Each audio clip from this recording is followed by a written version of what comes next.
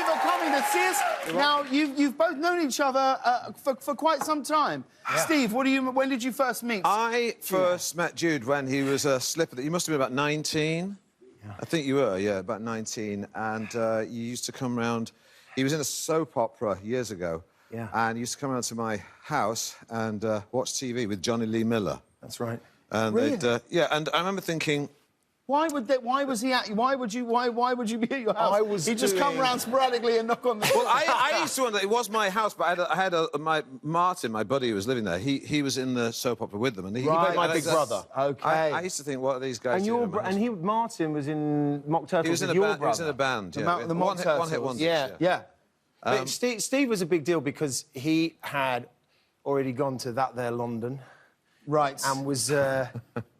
doing Spitting Image. I was already... And making his money. You were doing the real thing. If you're lucky in this business to do well, as soon as you earn a bit of money, you sort of go a bit crazy. And I earned a bit of money, and I bought a sports car before... Oh, my God. I bought a sports car before... Word would go round that Steve was coming back. And we'd all be kind of cool. Yeah. Sitting there waiting for Steve to come back and looking out the window. Yeah. Yes. And then this pale blue, this powder blue Mazda sports car would... I'm down the road. I bought it.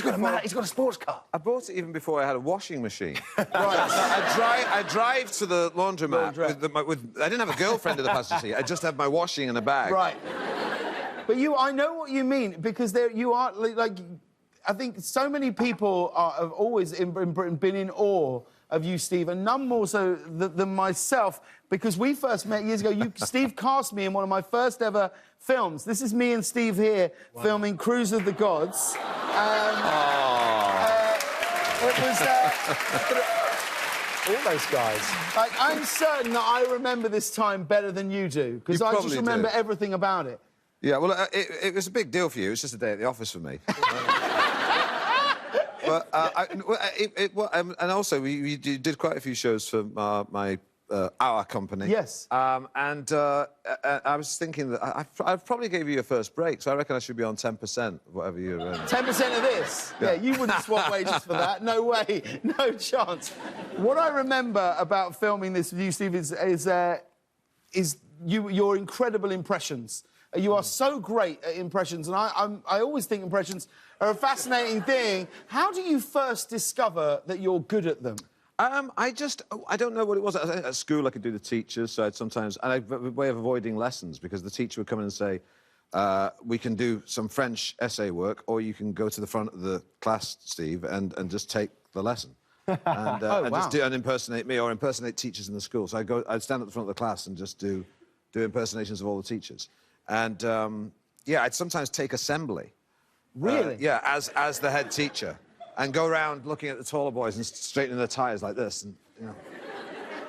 But you do a really good Liam Neeson.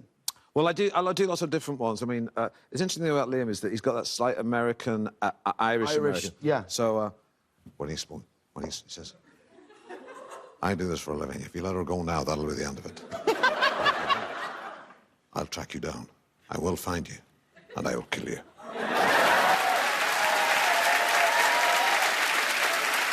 The thing I love about Liam Neeson doing that thing in Taken when he's on the phone, I always like to imagine the guy on the other end of the phone talking to his mates going, he said something about a special set of skills. I don't know. What are you talking about? I have literally no idea what he's talking about, but I think we're fine. It would have been nice to hear the other side of that conversation. You just went, OK, well, thanks for letting me know. Bye.